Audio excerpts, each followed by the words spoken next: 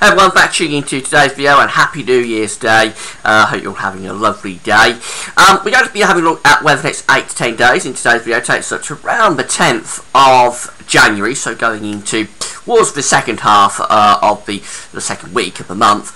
We're going to be seeing the weather becoming increasingly unsettled through the course of next week. Now, it could take a little while to get unsettled down in the far south and southeast. Down there, we could keep high pressure around for the first part of next week, but I think by the time you get through to the second half of next week, certainly we should be starting to see the weather becoming a good deal more unsettled. It could turn quite stormy, actually, as we get beyond the first week of the month. Now, I'm trying out some new software today, both for the recording of the video and also for the screen highlighter. So I'm going to see how I get on with it. I hope you'll bear with me. I'm not used to the new software that we're using today, so I hope you'll just bear with me if things go a little bit awry. It'll be a little bit of an experimentation for today's video. Now, before I go on with that, just say about the ads. There's links to articles on most pages at gaswebbies.com.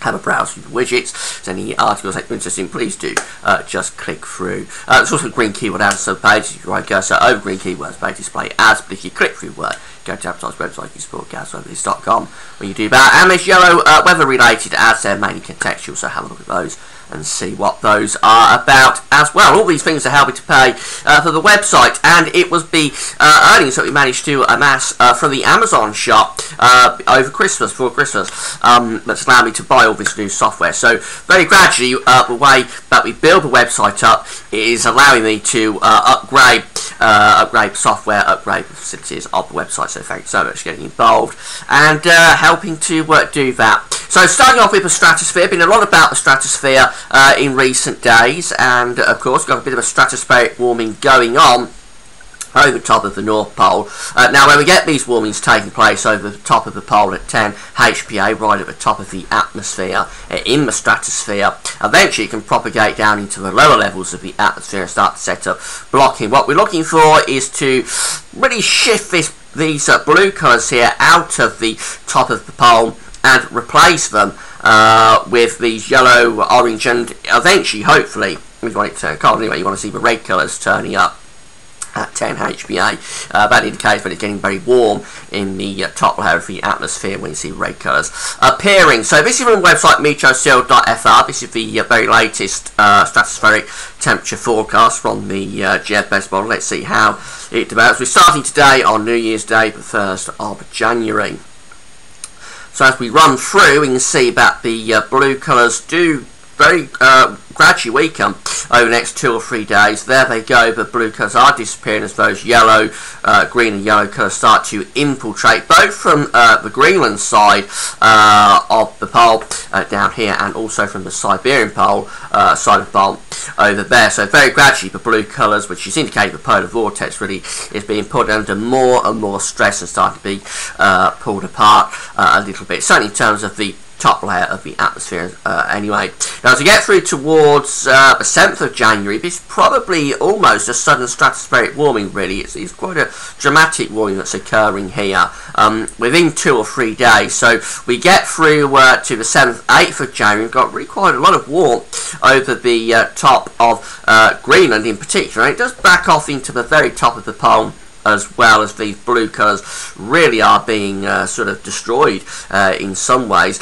Now, this is still a little bit less of a warming that occurred at the start of January 2013, but eventually fed back to lots and lots of northern blocking and really cold hits. So I'm a little bit uncertain about how impactful this is going to be. But on the face of it, this does look quite a big warming event that's occurring here actually around the 7th, 8th of January, particularly around Greenland. It would be better probably if it was centred right over top of the pole, but these orange and almost borderline red colours turning up over Greenland could be quite significant.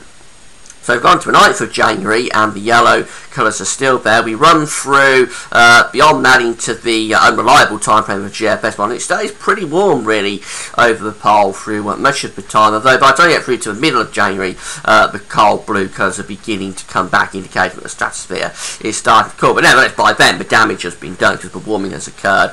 Presumably it's starting to propagate down into the lower levels of the atmosphere. Now, because this isn't centred right over the top of the pole, and because it's slightly less of a warming than occurred at the start of January 2013, I'm still a little bit uncertain about how impactful this will be. But I do think this is quite a significant warming that we're starting to see signs of now. Certainly around the 7th, 8th of January, we're getting towards sort of sudden stratospheric warming levels.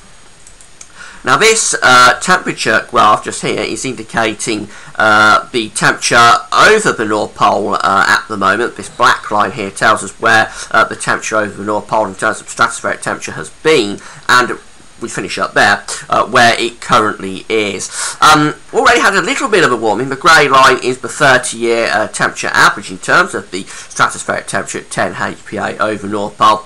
Already a little bit above that. The sort of temperatures that we're seeing being indicated by today's 6 o'clock run of the GFS would take this black line somewhere to around here. Now that is getting up towards sudden stratospheric warming type territory. It isn't quite there, but it's getting there, and to be honest, I think this could be a little bit more impactful than I was perhaps suggesting a couple of days ago. This could start to really feed down as we get through, takes 2 or 3 weeks, but get through towards that stage of January. This could start to feed down into quite some significant blocking. Now the other unknown with that is quite where that blocking is going to set up, because whenever you've got blocking over the pole, you'll have one side that's on the cold side of the block and one side that's on the warm side of the block. We could get unlucky and finish up on the warm side of the blocking, but we're certainly got to keep an eye on this. It is quite a significant warming now that we're beginning to see.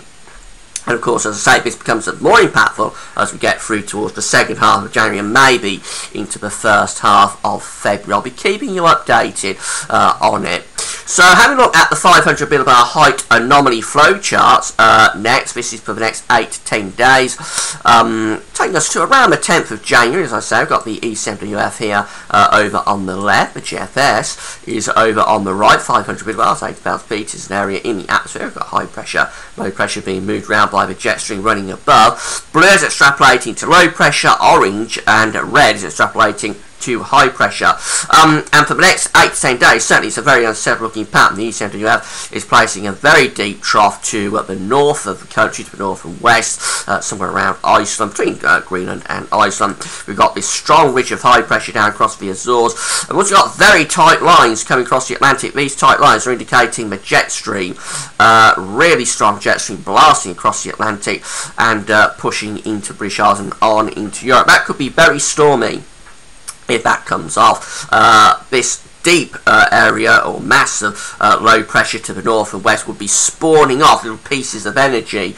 I think it's deep enough to do that, and when you get these pieces of energy spawning off, you can start to get those really tight windstorms that the papers are starting to term weather bombs. Not suggesting we will get a weather bomb, but don't be surprised if you start seeing headlines about weather bombs over the next week to 10 days. Quite what a weather bomb is, I'm not entirely sure, but it's a deep storm anyway, and we could start to see some of those stormy conditions coming through later on next week and through into the second week of the month. The GFS is very similar, deep area of low pressure to the north and west, but ridge down to the south indicated by those orange colours, red colours, very tight lines running through the Atlantic into the British Isles, indicating a really strong jet stream coming through. So that does imply pretty stormy conditions on the way.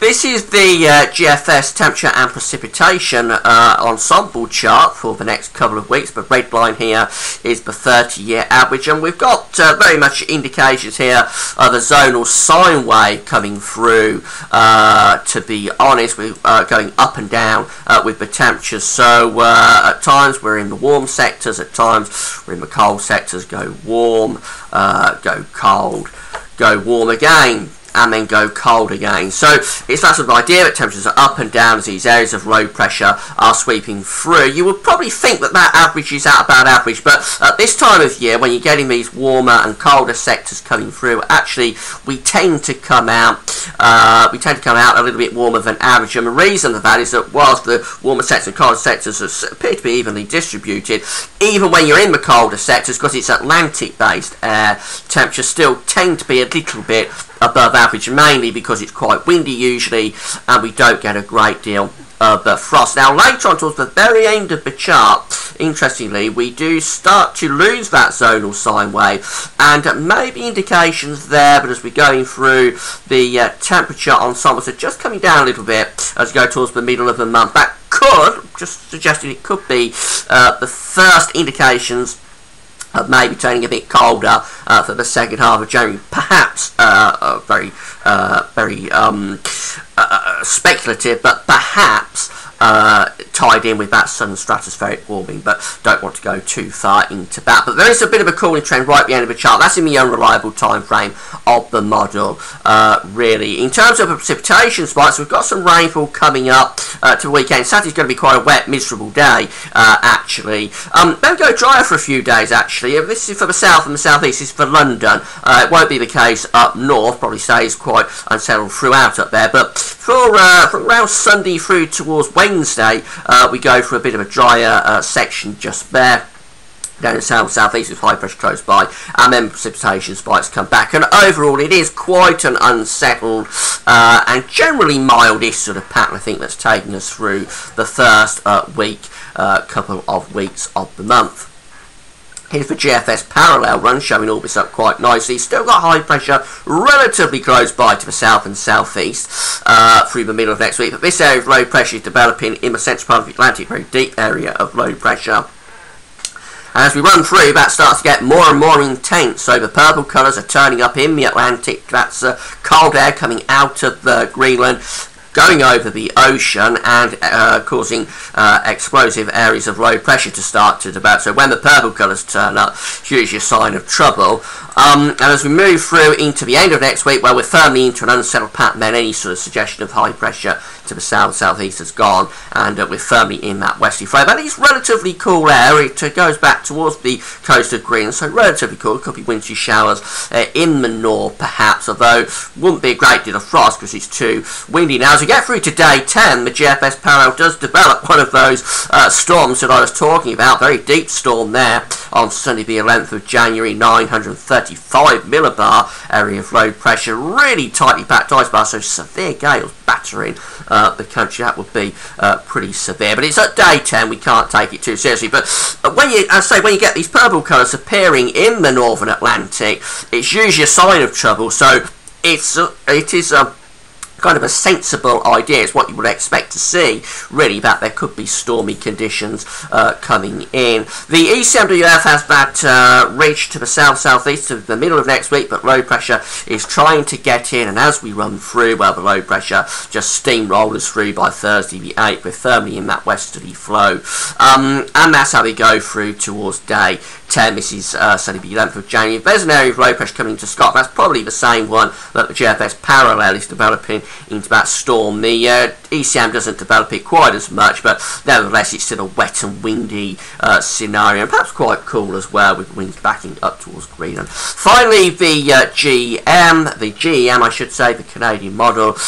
This is how we go into Thursday, firmly in that unsettled westerly flow, wet and windy across the country, and we stay in that westerly flow through towards day 10. As we get through to day 10, just perhaps signs that we're starting to push those areas of low pressure towards Scandinavia, maybe set up a little bit of a ridge through the central part of the Atlantic, and pressure could be starting to rise over Greenland. That's very, very speculative, but it may just be the first indications that things could turn a little bit cooler as we go through into the middle of the month. So that's how it's looking. We're in for a very unsettled time of it, I think, over the next week to 10 days. Not going to be too bad for the start of next week down in south-southeast, but I would expect things to deteriorate quite a lot as we go through next week. And overall, yeah, I think we could be in for a bit of a battering during the first half of January. Middle of the month, that's when we could start to see signs of some cooling, particularly if this sudden stratospheric warming starts to propagate down. So I'll keep an eye on it, keep coming back for more updates. That's all for now, and thanks for watching.